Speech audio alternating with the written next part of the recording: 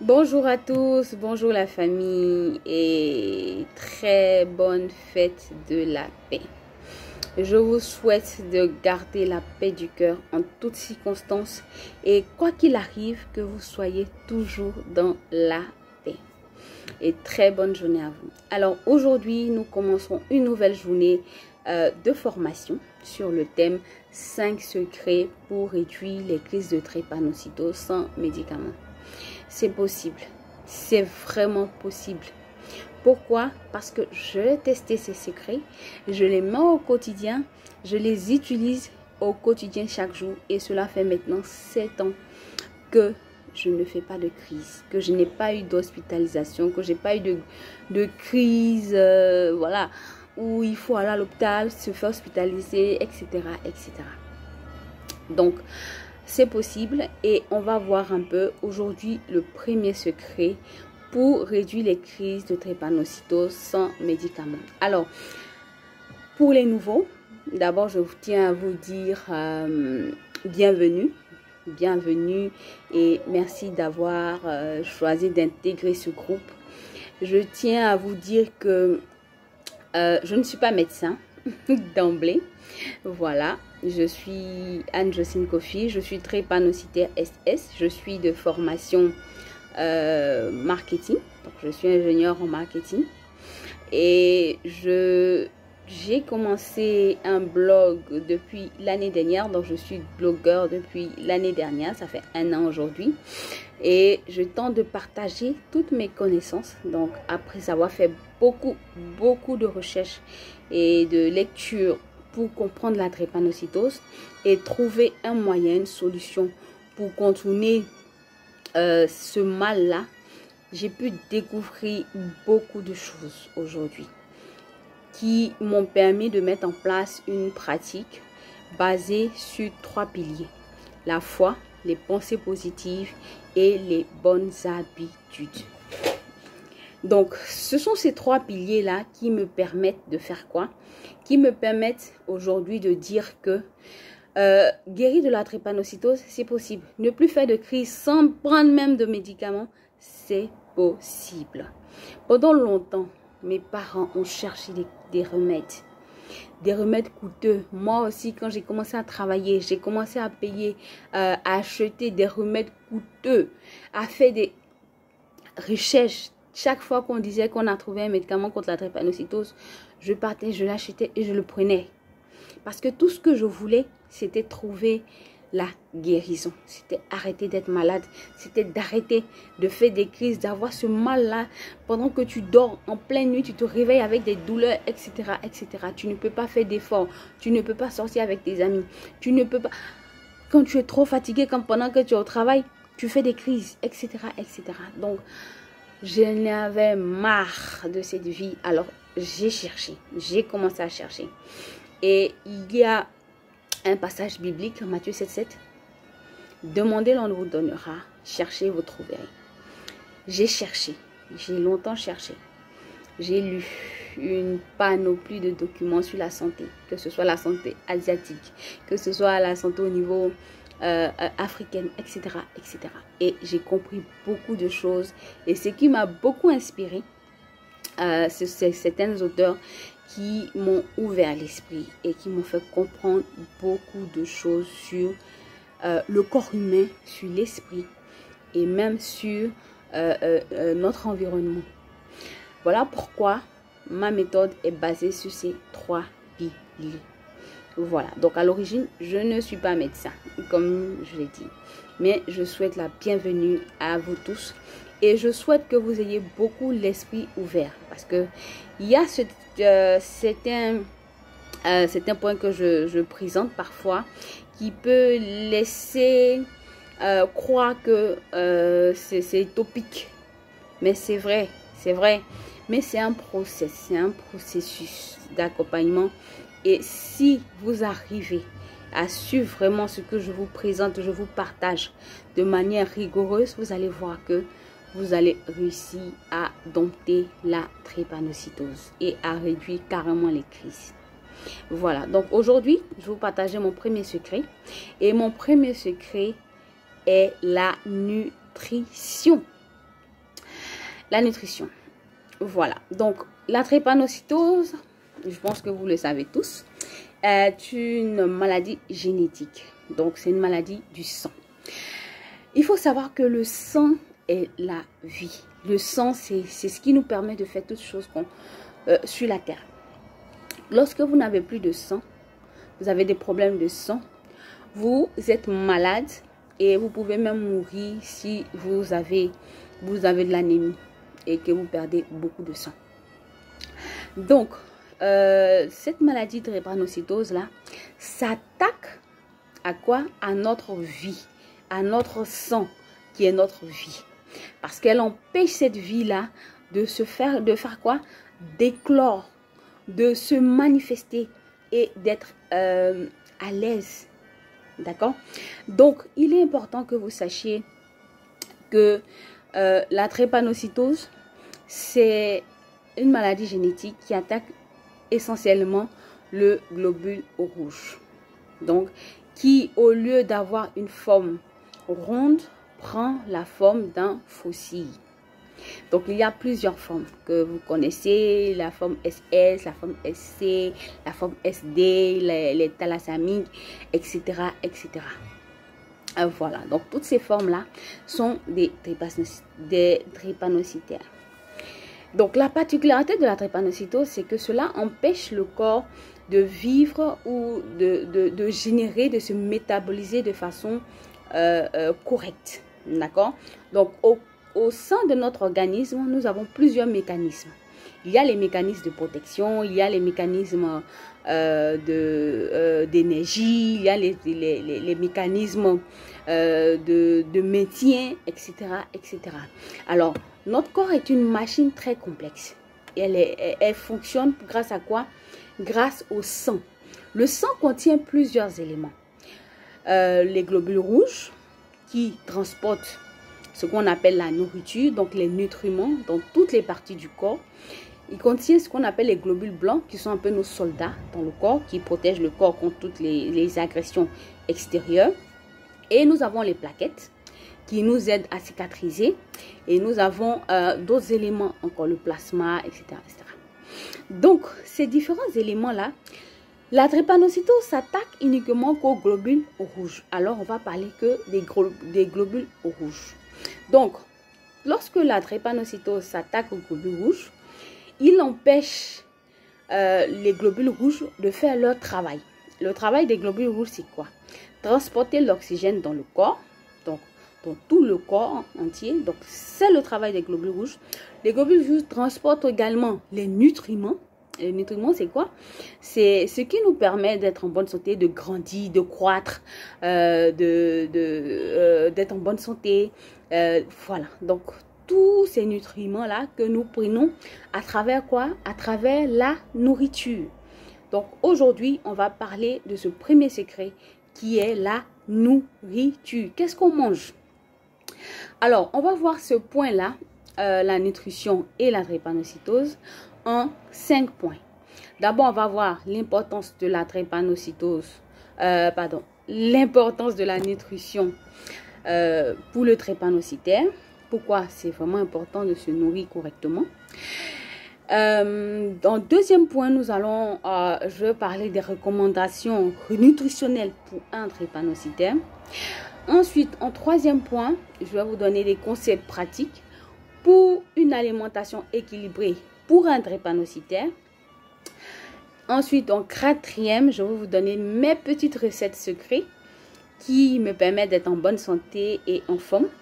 Ensuite, je vais vous parler dans le dernier point de ce qu'on appelle des stratégies nutritionnelles pendant les crises de drépanocytose.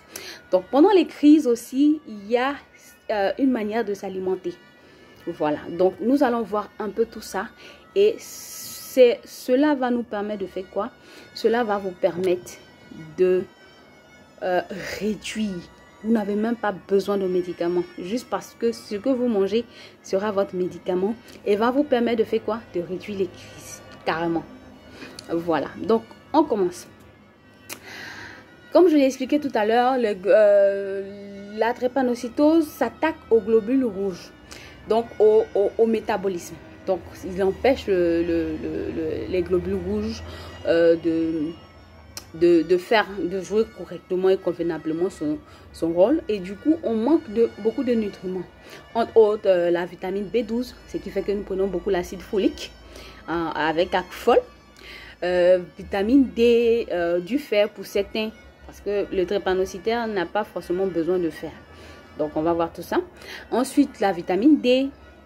Ensuite, la vitamine B9 et les antioxydants, etc., etc. Donc, il y a beaucoup de vitamines que le sang n'arrive pas à transporter, que notre corps n'arrive pas à produire.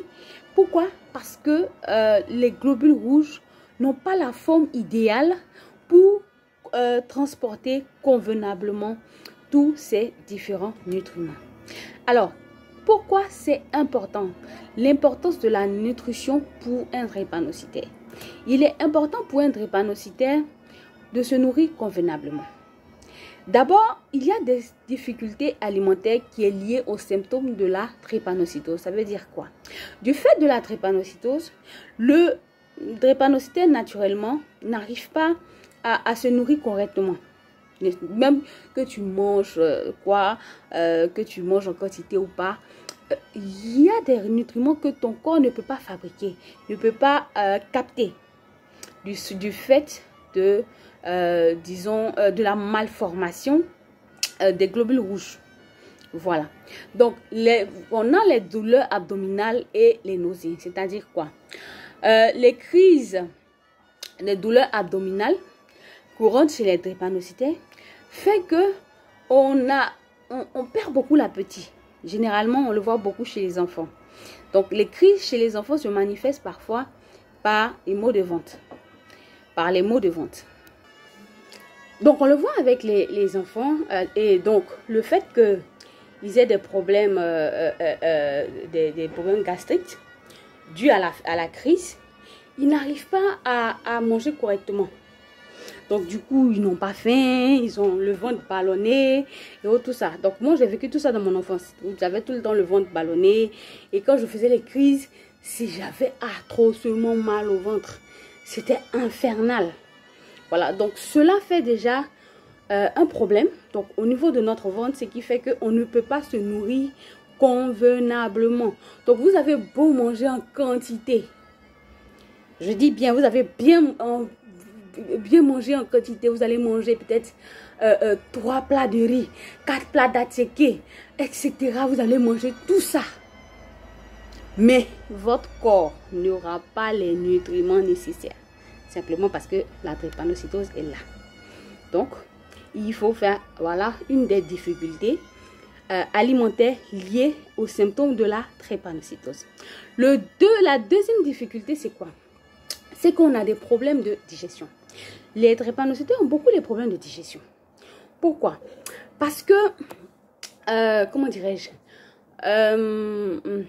il y a l'accumulation des cellules falciformes, donc les cellules drépanocytaires, donc les globules rouges qui sont en forme de fossiles, qui viennent dans la rate et qui affectent la fonction comment dirais-je, la fonction de la rate.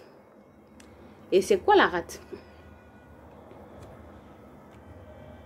La rate a pour rôle de s'infiltrer dans le sang. D'accord? Donc, pardon, de filtrer le sang. Donc, c'est ça le rôle de la rate. Donc, elle est située au niveau, je pense, du foie. Donc, son rôle, c'est un filtre sanguin. Donc, lorsque le sang arrive, qu'il a fini de faire comment dirais-je, son tour dans tout l'organisme, parce que le sang fait tout le tour, revient au cœur et puis repart encore, etc., etc. Donc, lorsque le sang sale arrive à la rate essaie de faire quoi? Elle filtre donc le sang. Donc, elle élimine les cellules sanguines qui ont vieilli. Parce que nos cellules vieillissent éventuellement. Le sang, en tout cas, toutes nos cellules vieillissent. Voilà pourquoi on était bébé.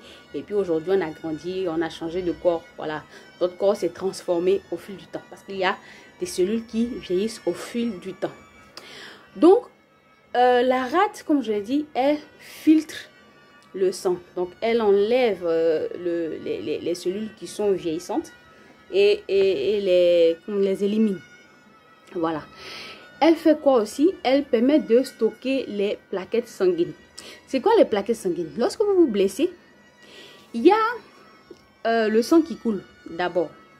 Ensuite, après que le sang est coulé, si vous nettoyez la plaie, vous allez voir que après que le sang est coagulé, il y a un petit liquide jaune qui sort. Et au fur et à mesure, vous voyez, à l'intérieur de ce petit liquide jaune là, il y a les plaquettes. Les plaquettes vont venir se déposer sur la plaie pour faire quoi? Pour permettre à la peau de se régénérer. Donc, lorsqu'elles se mettent les plaquettes se déposent sur cette plaie là, vous avez ce qu'on appelle cette petite croûte noire. Voilà. Il y a une petite croûte noire. Chaque fois que vous vous blessez, ça guérit. Et puis après, il y a la petite croûte. La petite croûte là est l'ensemble des plaquettes. Voilà. Donc, la rate est chargée de stocker les plaquettes sanguines et les libère en cas de besoin. Vous avez aussi la régulation du volume sanguin. C'est quoi? Comment dirais-je? Donc, la rate agit comme ce qu'on appelle un réservoir sanguin. Donc, il libère le sang dans la circulation sanguine en cas de besoin. Donc, par exemple, lorsqu'il y a une hémorragie ou bien une action physique intense, vous êtes en train de courir, la rate libère les globules rouges pour aller aérer le corps pour qu'il puisse faire l'effort de manière vraiment intéressante, pour qu'il ne soit pas en souffrance. Voilà. Et la réponse humanitaire, c'est-à-dire quoi? La rate permet de produire ce qu'on appelle les globules blancs, donc nos soldats. Donc notre rate est chargée de faire tout ça. Donc il se trouve que le drépanocytaire rencontre des problèmes de digestion parce que simplement il y a une accumulation des globules rouges falciformes, donc les globules rouges qui ne sont pas en bonne santé, donc en forme de fossiles dans la rate. Du coup, la rate qui a tout ce rôle-là, qui a ces 4 rôles-là, stockage de plaquettes, régulation du volume sanguin, réponse immunitaire, etc., filtrer le sang, etc., ne peut plus faire convenablement son travail. Donc, du coup, comme il ne peut plus faire directement son travail, cela affecte ce qu'on appelle la digestion. Parce que la rate aussi travaille dans la digestion. Voilà. Et il y a aussi le troisième problème qui est une difficulté alimentaire, donc liée aux symptômes de la drépanocytose. Donc ça, ce sont les conséquences de la drépanocytose. C'est que les enfants atteints de drépanocytose peuvent rencontrer des problèmes de croissance. Pourquoi? Parce que vous allez voir les drépanocytaires, la plupart du temps, ils sont chétifs. Ils ont un ventre ballonné, ils ont parfois une grosse tête, etc. etc. Donc, ces enfants-là sont comme des personnes qui sont mal nourries. Simplement parce qu'ils ne se développent pas convenablement. Pourquoi? Parce que les globules rouges ne travaillent pas convenablement. Ils ne jouent pas bien leur rôle. Donc, du coup, on a un retard de croissance. Et la quatrième difficulté, c'est que pendant les crises aiguës, il y a des périodes prolongées où on n'arrive pas à manger. Pendant les crises, les drépanocytaires ne mangent pas, pratiquement pas. On leur demande de boire de l'eau. Généralement, on les nourrit par quoi? Par les sérums de HPV, etc., etc., et qui va permettre de manger quelque chose, mais ils ne s'alimentent pas convenablement.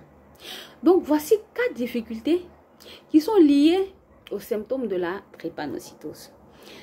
Simplement parce que les globules rouges ne fonctionnent pas convenablement. Alors, pourquoi il est vraiment important de se nourrir convenablement pour le drépanocytaire? Donc, en raison de toutes ces difficultés que je viens d'expliquer là, et de la destruction accélérée des globules rouges, il est important de faire quoi? de pouvoir trouver des moyens nécessaires pour que notre corps puisse absorber convenablement les nutriments. Donc, pour conserver ces nutriments-là, il faut faire quoi? Il faut avoir un bon planning. C'est-à-dire quoi?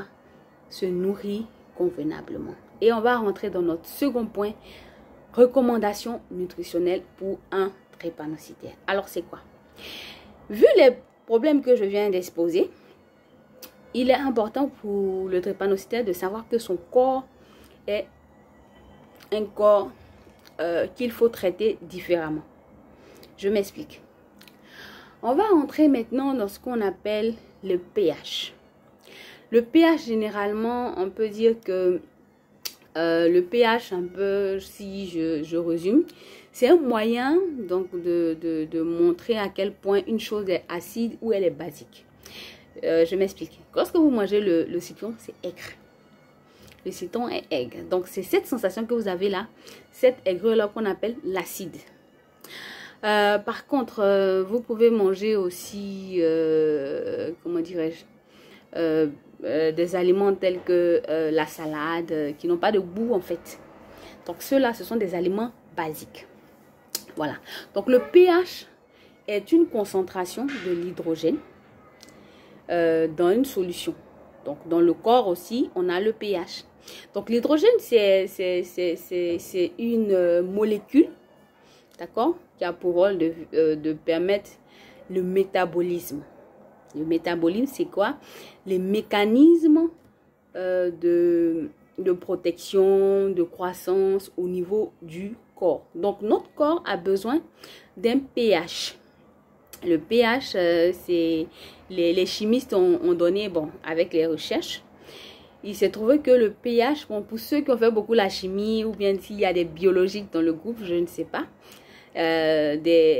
voilà, des spécialistes en chimie, voilà. Donc, le pH peut être élevé, donc acide ou basique. Voilà.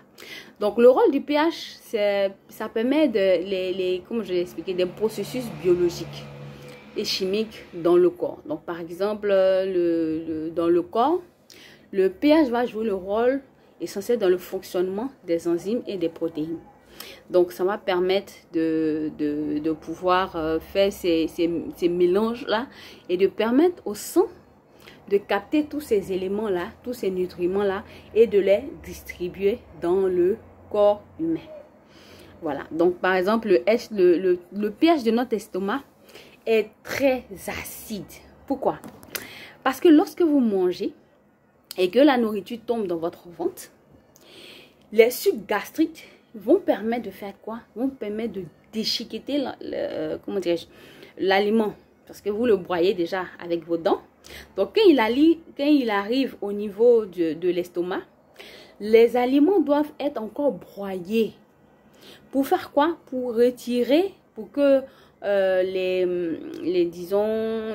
capteurs dans l'estomac, ceux qui captent, donc les éléments qui captent les nutriments, puissent capter les nutriments. Donc, il y a des sucs gastriques qu'on appelle des acides qui sont rejetés sur cet aliment-là que vous avez avalé et qui permet de disséquer et les nutriments et ce qui n'est pas bon pour le corps. Donc, ce qui n'est pas bon pour le corps va être transmis soit dans les urines, soit dans les selles. Donc, voilà un peu, si je peux dire, un peu le mécanisme de la digestion. Donc, lorsque vous mangez un aliment, il arrive dans votre estomac. Lorsqu'il arrive dans votre estomac, il y a des sucres gastriques qui sont acides et qui font quoi? Qui vont détruire cet aliment-là pour en tirer les nutriments. Donc, il y a sur cette terre des aliments qui sont alcalins, donc qui ont un pH basique, et il y a les aliments qui sont acides, qui ont, disons, un pH acide. Voilà. Donc, les aliments alcalins, c'est quoi? Les aliments alcalins sont ceux qui ont un effet alcalisant sur notre corps. Donc, c'est-à-dire qui ont tendance à augmenter le pH sanguin. Donc, le pH de notre sang, qui doit être généralement autour de 7. Voilà, c'est la norme. Donc, si vous êtes au-dessus de 7, vous êtes dans l'acidité. Si vous êtes en dessous de 7, c'est-à-dire à partir de 6, 5, 4, 3, 2, 1, vous êtes dans un environnement basique. Voilà. Donc, lorsque vous mangez des aliments alcalins, vous allez voir que votre sang va être basique et c'est favorable pour vous en tant que drépanocytaire. Pourquoi? Parce que ça va favoriser les métabolismes et tout ce que vous mangez, vous ne le perdez pas en déchets, donc en eau, en urine ou en sel, mais vous gardez une grande partie des nutriments à l'intérieur de vous et ça vous permet de faire quoi? De maintenir votre corps en bonne santé et de réduire les crises totalement. Voilà. Donc, le rôle de ces aliments câlins là, comme je l'ai dit, c'est de permettre au sang d'être basique. Donc, ça augmente le pH du sang. Donc, il y a que les aliments alcalins sont essentiellement des légumes et des fruits frais. Pourquoi? Eh bien, c'est simple. À la création, donc je ne sais pas, il y a beaucoup de croyants, j'espère qu'il y a beaucoup de croyants dans ce groupe-là. À la création, Dieu a créé l'homme et l'a mis dans un jardin. Le jardin, la consigne que Dieu a donnée, c'est de manger tout arbre, enfin tout fruit des arbres du jardin. Donc, à l'origine, Dieu nous a mis dans un jardin et nous a demandé de consommer quoi? Des fruits et des légumes. Rien d'autre que ça. Rien d'autre que ça. Lorsque l'homme maintenant a été chassé du jardin, automatiquement, il a commencé à manger de la viande. Donc, des aliments, comment dirais-je, acides. Donc, on va voir maintenant donc tout ce qui est légumes, épinards, brocolis, citron, avocat, ananas, baies, etc., etc.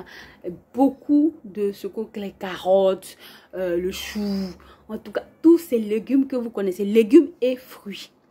Le citron aussi, il est alcalin. Quand on le goûte, il a l'air acide. Mais lorsqu'il descend dans notre corps et dans notre ventre, qu'est-ce qu'il fait? Il devient alcalin. Automatiquement, il aide le corps à augmenter le pH sanguin. Voilà pourquoi le citron est bon. Voilà. Donc, au goût, vous allez trouver qu'ils sont acides. Mais pour le corps, ils sont alcalins. Alors, je vais vous partager un document que vous allez trouver dans la section fichier de la liste de tous les aliments basiques et, alcalins et acides. Ça va vous permettre de faire quoi? Ça va vous permettre de supprimer dans votre alimentation des aliments qui sont acides et de consommer plus d'aliments alcalins qui est bon pour votre corps de drépanocytaire ou pour les parents d'enfants drépanocytaires qui est bon pour votre enfant. Voilà. Donc, les aliments acides.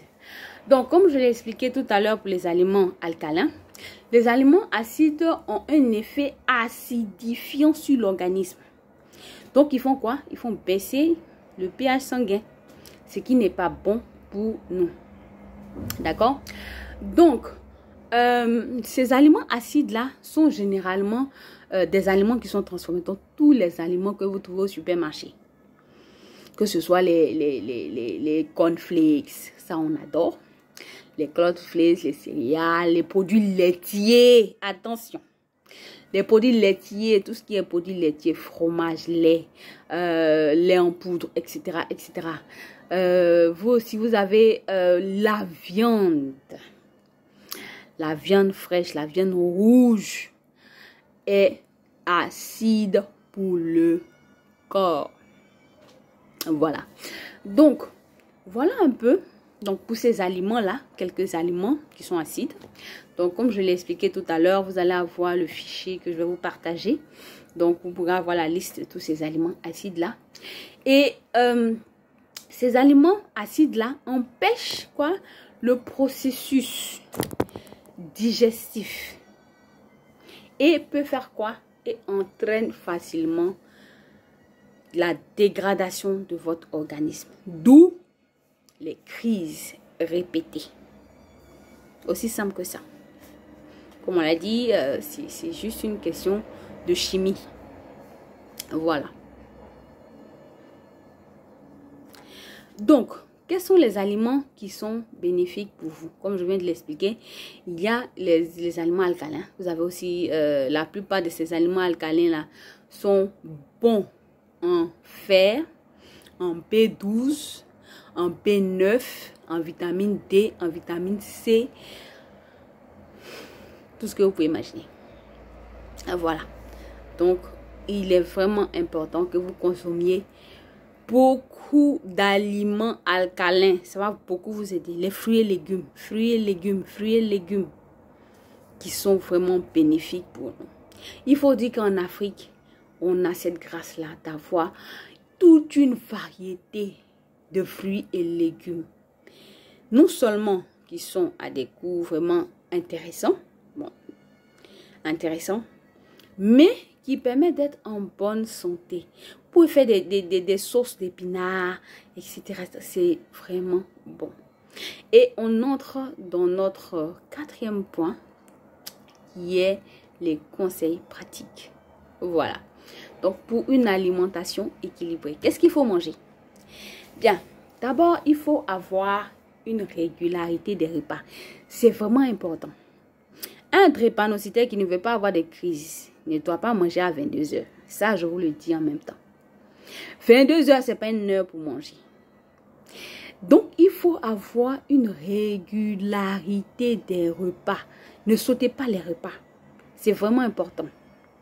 Sinon, vous allez créer des métabolismes qui vont faire quoi? Qui vont provoquer des crises. Simplement, hein? Pas parce que vous êtes enrhumé, pas parce que vous avez une infection, mais parce que vous avez mangé à des heures où le corps est censé faire autre chose, se reposer ou être en train de faire de la digestion ou être en train de faire un autre travail. Parce que le corps a des fonctions. En fonction des activités que vous avez, le corps travaille également. Lorsque vous prenez votre petit déjeuner le matin, le corps va se concentrer sur la digestion. Donc, du coup, souvent, vous allez voir que les heures où vous mangez beaucoup, vous êtes un peu somnolent, vous êtes fatigué et autres, tout ça. Parce que tout le corps est en train de travailler la digestion. Donc, pendant que le corps peut être en train de se reposer, à partir de 22 heures, il faut se reposer. Pour qu'il se régénère, pour que le lendemain, la journée se passe bien, vous êtes en train de manger. Mais dans ce cas-là, vous faites quoi? Vous lui donnez, vous créez ce qu'on appelle un choc à l'intérieur de vous-même. Du coup, ces mécanismes-là, on va dire, oh, ça fait rien, oh, j'ai l'habitude, oh, j'ai l'habitude. Mais c'est cette habitude-là qui crée quoi? Qui crée des crises répétées. Donc, mangez à des heures régulières. Pour les parents d'enfants drépanocytaires, ne permettez pas à vos enfants de manger en dehors des heures de repas. Donnez-leur des heures spécifiques. Le matin, avant d'aller à l'école, qu'ils prennent leur repas. Pour les plus grands, si vous mangez le matin, vous le faites. Vous prenez votre petit déjeuner. À midi, ne grignotez pas, s'il vous plaît. Parce que le grignotage aussi, ça crée. Au contraire, si vous voulez grignoter, prenez une boisson fraîche, hydratez-vous. C'est mieux. Donc, vous mangez le matin. Pas d'intermède entre, disons 7h, 8h et midi. Sauf pour les plus petits. Voilà. À 10h, ils prennent un petit goûter. Un petit goûter sain, de préférence un fruit. Mais on va voir tout ça tout à l'heure. À midi, à 16h pour les plus petits. Pour les plus grands, si vous voulez faire 16h, tant mieux pour vous, tant pis, je ne sais pas. Mais bon, ça laisse à la préférence des uns des autres. Voilà. Donc, à midi et le soir. Le soir au plus tard, 18h, 19h, 20h maxi, vous avez mangé et c'est terminé. Si vous avez une petite creux, prenez, je vais vous donner des petites boissons énergétiques que vous pouvez prendre entre les repas qui sont vraiment intéressantes. Voilà. Et lorsque vous grignotez, Parce que les grignotages, moi j'adore grignoter, je vous le dis.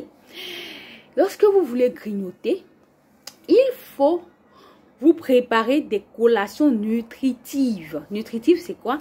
Qui vont donner à votre corps de la force. Donc, à base d'aliments alcalins plutôt que à base d'aliments acides, tels que les craquis, tous les biscuits qu'on vend au supermarché, avec les glaces et tout ça, à biscuits. Voilà, donc il faut des collations nutritives. On va en parler tout à l'heure. Ensuite, deuxième conseil, c'est qu'il faut adapter vos proportions à votre corps, à votre morphologie. Généralement, ce sont les nutritionnistes et ils font très bien ces calculs-là. Donc, si vous avez les moyens, vous pouvez avoir un nutritionniste qui va vous faire un bon programme et puis vous accompagner par rapport à ça. Sinon, moi, personnellement, ce que je fais, on a une quantité. Après cette quantité-là, on ne la dépasse pas. Faut pas manger parce qu'on aime, on veut manger, on est point fini. Après, on a des problèmes de digestion. Parce qu'il faut pas surcharger notre estomac. En tant que drépanocytaire, il faut prendre soin de votre corps. Dans toutes les parties de votre corps. En particulier votre estomac. Faut pas le surcharger. Parce que plus que vous le surchargez, comment il fait? La digestion se fait aussi avec le sang. Ah, je vous le dis. C'est le sang qui va permettre aussi de faire la digestion. Donc, lorsque vous bourrez, comme on le dit, parce que j'ai trop faim, parce que j'ai ceci, vous mangez. Et puis après, vous êtes tellement repu que même pour vous lever, c'est difficile. Vous donnez un max de travail à votre corps. Donc, plus vous le sollicitez, plus il peut craquer. Donc, allez-y avec des proportions de portions de nourriture adéquates et adaptées à votre faim. C'est-à-dire quoi? Si vous êtes rassasié, c'est bon. C'est. Généralement, pendant les fêtes, on aime exagérer, on aime manger en plus. Mangez doucement. Voilà. Et respectez ces quantités-là. C'est vraiment important. Et il est important de faire quoi? De sélectionner les aliments adéquats. Adéquats, c'est-à-dire quoi? Examiner, parce qu'il y a des personnes qui ont beaucoup de carences, par exemple, en fer.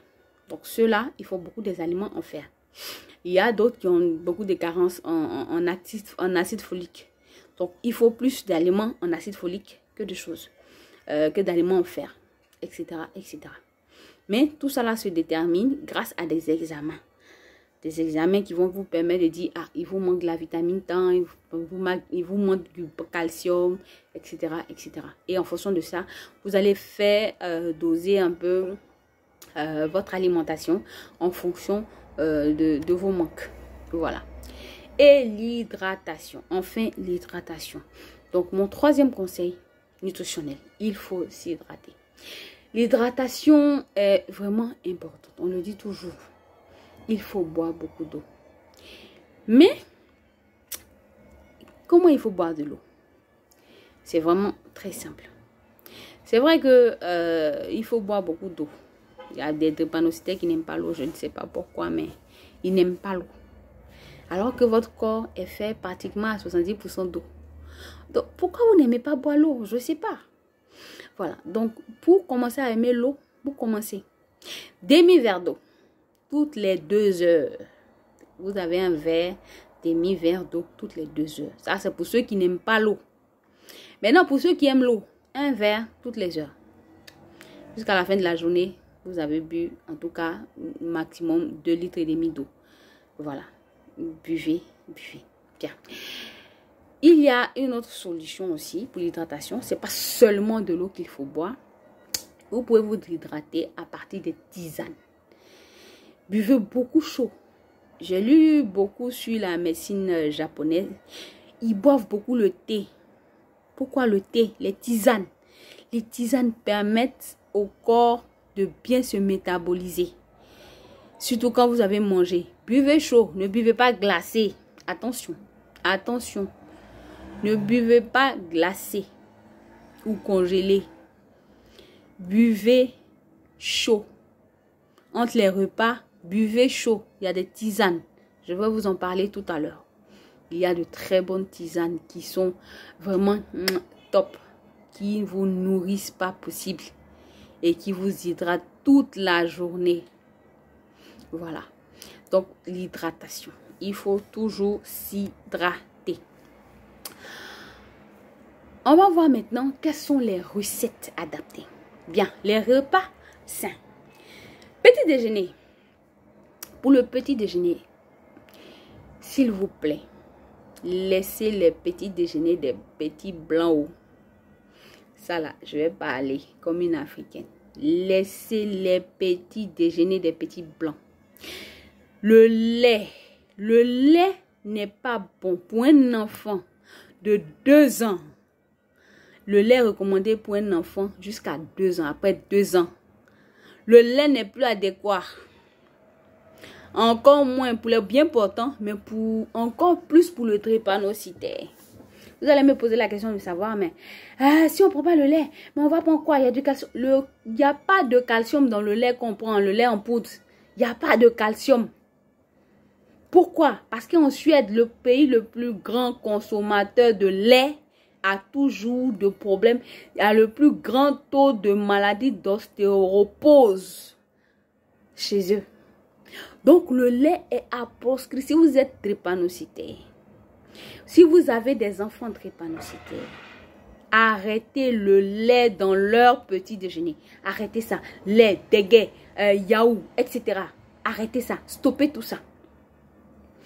Certaines personnes vont dire, mais on a besoin de lait. Oui, si vous avez besoin de lait, Dieu a fait les choses vraiment géniales. Il a mis le lait dans les fruits. On a le lait de coco. Vous pouvez changer le lait de vache en lait de coco. C'est nourrissant, c'est mieux que le lait de vache. Il y a le lait de soja. Mais attention avec le lait de soja, c'est pour les femmes, pas pour les hommes. Parce que le soja contient beaucoup de nutriments qui travaillent plus sur les hormones féminines que sur les hormones mâles. Donc, si c'est un petit garçon, donnez-lui du lait de coco. Si c'est une petite fille, donnez-leur du lait de soja. Pour moi, ça n'a pas été facile d'arrêter le lait parce que j'adorais le lait. Ouh là là, j'adore le lait. Mais aujourd'hui, je ne prends plus de lait et je suis vraiment à l'aise. J'ai pas de problème, quoi. Quand j'ai envie de lait, je prends mon lait de coco. Vous prenez le coco sec, vous le mixez à la maison et puis vous en tirez simplement le jus. Vous le consommez. Parce qu'au supermarché encore, il y a des conservateurs. Voilà, on ne sait pas comment ça a été fait. Donc, vous le faites naturellement. Dieu nous a donné la nature en Afrique. On a des cocos partout. Donc, vous achetez une bonne quantité de coco sec. Et puis, vous les cassez. Vous prenez d'abord le lait, l'eau de coco qui permet non seulement de gérer la tension artérielle. Et vous mixez, comment dirais-je, la pulpe qui vous donne le lait et le jus, comment dirais-je, la pulpe là qui a été broyée. Vous pouvez les griller en coco grillé. Voilà. Donc, vous avez avec le coco 3 éléments simplement qui vous permettent d'être à l'aise. Goûter, déjeuner et même, comment dirais-je, petit déjeuner. Voilà. Donc, voilà un peu pour le petit déjeuner. Vous pouvez faire des œufs. Les œufs, c'est vraiment nourrissant. Vous faites les œufs. Vous prenez votre cocktail de lait au coco ou lait de soja. Si vous êtes un enfant. Donc, les filles prennent le lait de soja, le lait de coco. C'est bon pour les filles. Mais pour les garçons, uniquement que le lait de coco. D'accord? Voilà. Ensuite, vous pouvez prendre votre pain. Il n'y a pas de problème. Vous mangez votre pain naturellement avec votre œuf. Laissez les chocolats. Si vous voulez du chocolat, aujourd'hui, Dieu merci, il y a nos artisans qui sont en train de comprendre qu'il faut utiliser, il faut valoriser nous-mêmes nos produits locaux. Donc, vous pouvez en trouver en supermarché. Coco brut, comment dirais-je, cacao brut. Prenez ça. Le Milo est plein de sucre. C'est écrit même sur la boîte. Près de 60% de sucre. Bon, c'est pourquoi ça détruit votre corps et ça fait que vous avez des crises. Donc, stoppez le Milo. Voilà. Je ne sais pas s'il y a des gens qui travaillent à Nestlé ici, mais franchement, désolé. Si vous voulez bien être en bonne santé, si vous voulez réduire vos crises, il y a des sacrifices qu'il faut faire. Et voilà des sacrifices. Vous allez stopper, mettre à la poubelle tous ces produits chimiques. Donc, vous prenez vos cacao nature, vous prenez votre lait. Vous allez voir que au début, ça va être un peu difficile. Donc, pour que ça puisse s'intégrer dans vos habitudes, vous ne cassez pas carrément la routine. Hein, voilà. Vous le faites de manière progressive. D'abord, sur 7 jours, vous commencez, vous sautez un jour, vous prenez vos autres choses comme vous prenez habituellement. Après, vous faites 2 jours sans ce que vous mangez habituellement. Ensuite, 3 jours jusqu'à ce que 21 jours, vous trouvez sans prendre de petit déjeuner avec chocolat, Milo et lait à la vache. Vous allez voir que votre corps va s'habituer. Je vous le dis, ça se fait de manière progressive. C'est pas de manière, comment dirais-je, brute ou voilà, ou ne bousquez pas votre corps. Ne bousquez pas votre corps. D'accord? Bien. Ensuite, pour le déjeuner. Le déjeuner, je préconise beaucoup les sauces feuilles. À base de feuilles de patates, feuilles d'épinards, feuilles de manioc, etc., etc. Consommez beaucoup les feuilles. Sauce légumes, choux, carottes et autres, tout ça. Vous pouvez manger avec du couscous. C'est très bon. Bien du fonio. Prenez du fonio qui est plus nourrissant. Voilà. Ou bien de la tchéké. Voilà. C'est du manioc. Et vous allez voir que au fur et à mesure, vous serez en bonne santé. Évitez tout ce qui est gras. Tout ce qui est gras. Si vous voulez manger la sauce graine, mangez-la. Mais au moins, ne serait-ce qu'une fois toutes les 2 semaines, quoi, en fait. Voilà. Jusqu'à réduire carrément une fois par mois. Voilà. La sauce arachide également. Une fois toutes les 2 semaines ou bien une fois, voilà, en passant. Réduisez ça. Si vous voulez manger de l'arachide, préconisez comment dirais-je, les noix de cajou. Les noix de cajou, la pâte de noix de cajou est extrêmement nourrissante. Voilà, moi j'adore la sauce arachide, je la fais. Tranquille quoi en fait. Et ça change pas le goût en fait. Ça ne change pas du tout le goût. Et c'est nourrissant. Et ça permet au métabolisme, puisque ce sont des aliments qui sont alcalins, ça permet à votre corps d'être en bonne santé, de faire correctement comment dirais-je, le métabolisme et d'être à l'aise. Le soir, c'est simple. Vous pouvez prendre de la salade. Voilà, la salade, c'est très bon avec tous les légumes que vous voulez. Choux, carottes, concombres, tomates, voilà, tous ces persils, voilà.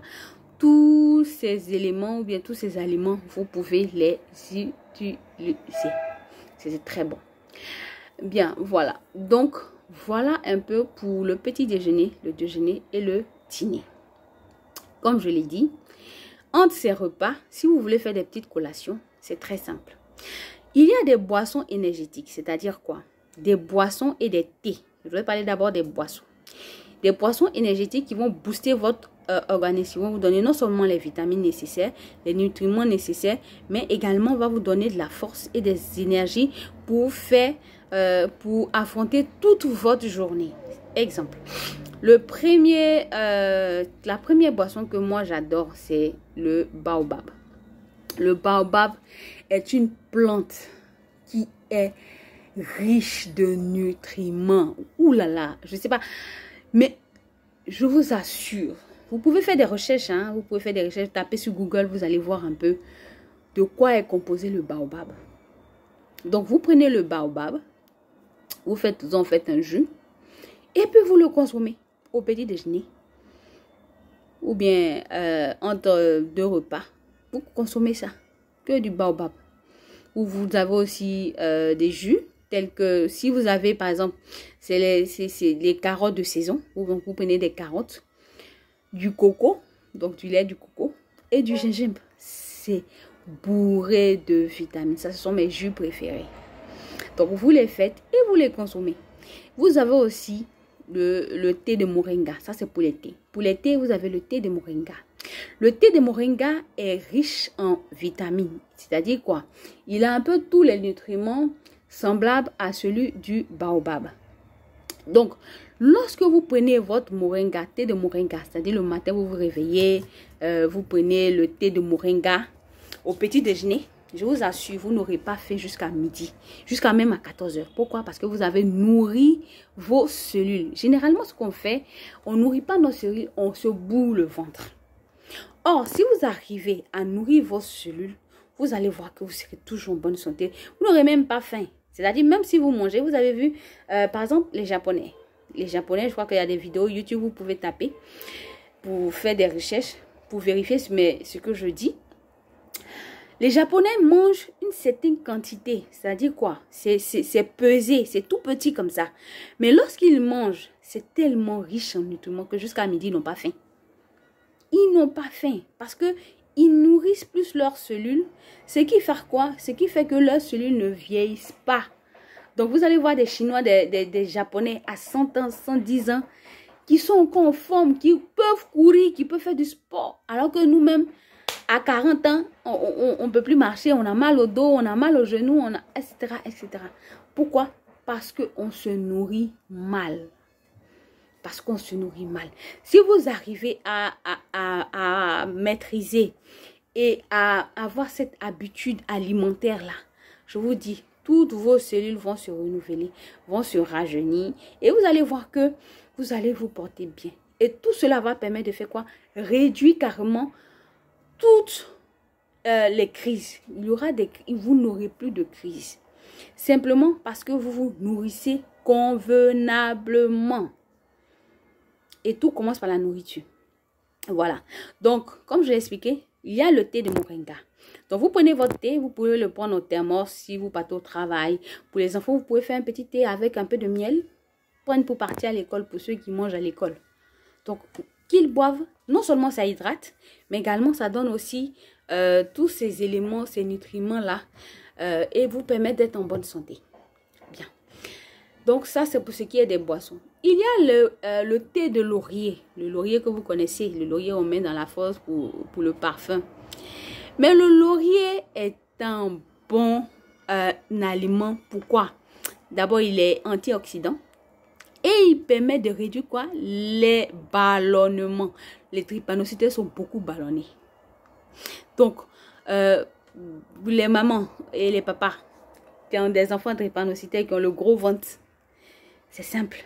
Vous prenez 2 feuilles de laurier, mais c'est pas là pour les plus grands aussi. Hein. Ça vous permet aussi de digérer, ça aide facilite aussi la digestion.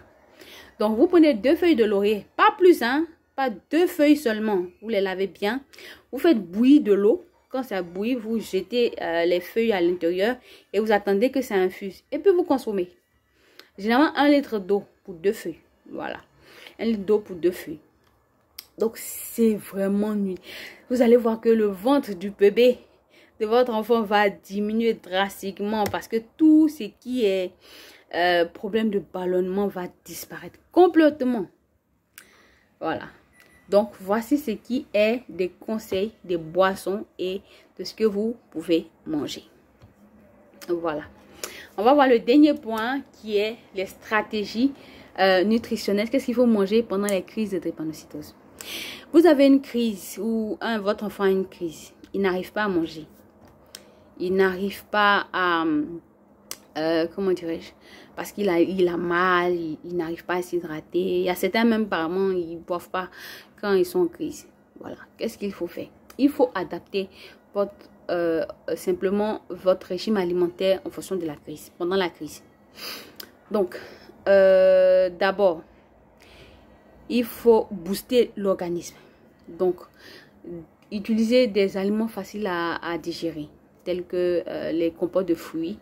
Donc, vous pouvez faire des mixages de jus de fruits, ananas, pastèque. Vous faites un jus d'ananas pastèque. Ou bien carottes, puis persil. Ça va vous aider, ça va aider beaucoup à envoyer des nutriments. Vous pouvez faire une carotte avec, disons, coco. Faites simplement ça en jus. Comme ça, c'est facile à ingérer. Et ça nourrit, même s'il n'a pas mangé solide. Mais ça aide quand même à faire quoi? À tenir pour que lorsque vous prenez les médicaments puissent avoir un effet rapide sur votre corps. Et ça permet également de diminuer la crise. Pourquoi? Parce que vous apportez au corps l'énergie dont il a besoin. Du moringa. Si vous avez du moringa, vous faites le thé de moringa. Pendant la crise, prenez le thé de moringa. C'est-à-dire, buvez ça comme de l'eau. Ça va réduire, ça va diminuer la crise drastiquement. Voilà. Donc, pour l'hydratation, donc vous prenez le thé de moringa. Et pour tout ce qui est nourriture, vous mixez les légumes et les fruits en jus. Et l'enfant ou le drépanocytaire boit. Vous allez voir que il y a, en tout cas, que la crise soit aussi grosse que ça, elle va se calmer simplement parce que le corps a eu ce dont il a besoin pour lutter contre la crise. Voilà. Et puis il y a ce qu'on appelle les aliments déclencheurs. Attention, parce qu'il y a ce qu'on appelle des aliments déclencheurs. Il y a des aliments que lorsque vous mangez, ça déclenche la crise. Il faut que vous arriviez à l'identifier. Et c'est vraiment important. Les sodas, évitez les sodas. Partez sur les jus nature, bissap, gingembre, tous les jus que vous connaissez, Tommy, comment on appelle ça en français, le Tommy. Mettez-moi ça en commentaire, voilà. Donc, tout ce qui est jus nature, privilégiez ça, stoppez l'alcool. Il y a des drépanocytaires qui aiment la bière, qui aiment l'alcool. Stoppez ça parce que ça rend acide votre organisme et votre sang ne peut pas travailler d'un organisme qui est acide. C'est pas possible. L'alcool, il faut stopper tout ça. Si vous partez quelque part, que vous pouvez avoir votre thermos de jus nature, prenez-le. Peut-être les gens vont dire, tu trouvez que c'est trop, mais prenez ça, c'est important pour vous, c'est votre santé. C'est pas la santé de quelqu'un. Parfois, on veut frimer, on veut faire comme les autres, on veut suivre les autres. Mais c'est que les autres ne font pas. C'est pas obligé. C'est vrai, on est dans une fête, les amis, oh, il faut boire un peu, voilà, toi, tu es trop. Mais dites à cet ami-là que tu n'as pas envie, c'est ton corps. Vous devez prendre soin de votre corps. Moi, au départ, c'était vraiment dur. Il fallait chaque fois que je... Mais aujourd'hui, j'ai stoppé beaucoup de choses. Qu'on soit une soirée ou pas, je regarde les gens boire. Et je ne bois pas moi-même. Souvent, je me sers un verre, mais je ne le bois pas même. Parce que c'est juste une tentative d'influence, comme on le dit. Je trempe mes lèvres et puis voilà, je dépose. Et puis on dit, ah! Et je fais la causerie. Comme ça, comme ça, comme ça. Mais je privilégie plus les jus nature. Laissez les jus de supermarché dans les boîtes là. Laissez ces jus là. C'est pas nutritif pour vous. Prenez les jus. Il y a des fruits de saison. Quand c'est la mangue, faites des jus de mangue. Mangez. Si vous ne voulez pas manger la pulpe, faites des jus de mangue. Quand c'est le temps des oranges, pamplemousse et autres, faites des jus de pamplemousse avec de la passion. Faites-le. Et consommez. C'est plus nourrissant que de prendre des trucs en supermarché. Moi, aujourd'hui, lorsque je vais au supermarché, c'est pour acheter du papier hygiénique, du savon. Je ne vais pas pour acheter autre chose. Peut-être du sac de riz, mais tout ce qui est de supermarché, je ne l'achète pas. Parce que c'est comme si j'achetais de la maladie, en fait. Et si vous avez compris ça, je vous le dis, les crises vont s'espacer. Ça, c'est seulement que le premier secret. C'est-à-dire qu'avec le premier secret, simplement, vous pouvez réduire les crises. Encore, si vous ajoutez les 4 autres, c'est la totale. Voilà. Donc, si vous avez des questions, je pense que on a vu en long et en large un peu ce qu'il faut faire concernant la nourriture. Donc, on a parlé de l'importance de la nutrition pour le drépanocytaire. J'ai donné quelques recommandations nutritionnelles à travers les aliments alcalins, les aliments acides. Donc, comme je l'ai dit, vous regardez dans la partie fichier. et vous téléchargez cela. Ça va beaucoup vous aider. Et je vous donne quelques conseils pratiques. Ce que vous devez manger au petit déjeuner, au déjeuner et au dîner. Vous pouvez manger toujours votre attiqué, votre placali. Placali avec les sauces gluantes, là, c'est très bon, c'est nutritif. Gombo sec, c'est nutritif. C'est plein de fer. Donc, mangez ça. Ensuite, on a vu les recettes adaptées, éventuellement. Et on a parlé de ce que vous devez manger pendant les crises. Si vous n'arrivez pas à manger le repas normal, donc si votre enfant, vous avez un enfant qui n'arrive pas à manger, faites les jus de fruits. Faites les jus voilà, qui sont nutritifs, qui vont lui permettre de booster son organisme. Et puis faites le thé de moringa. Vous m'en direz des nouvelles. Voilà. Donc voilà pour le premier secret. Si vous avez des questions, vous pouvez les poser donc en commentaire. Je vais me faire fort de répondre à toutes vos questions. S'il y a des nutritionnistes dans le groupe, je serais vraiment heureuse qu'ils puissent apporter aussi leurs petits conseils. Voilà, comme c'est un échange, on ne détient pas, comme on le dit, toute la sagesse. Et il est toujours bon de confronter les idées des uns et des autres pour nous permettre nous-mêmes aussi de pouvoir avancer et de pouvoir, comment dirais-je, pouvoir entrer dans cette vague de bonne santé. Voilà, alors donc je vous souhaite encore une très bonne santé à tous et bonne fête de la paix. À demain pour le deuxième secret.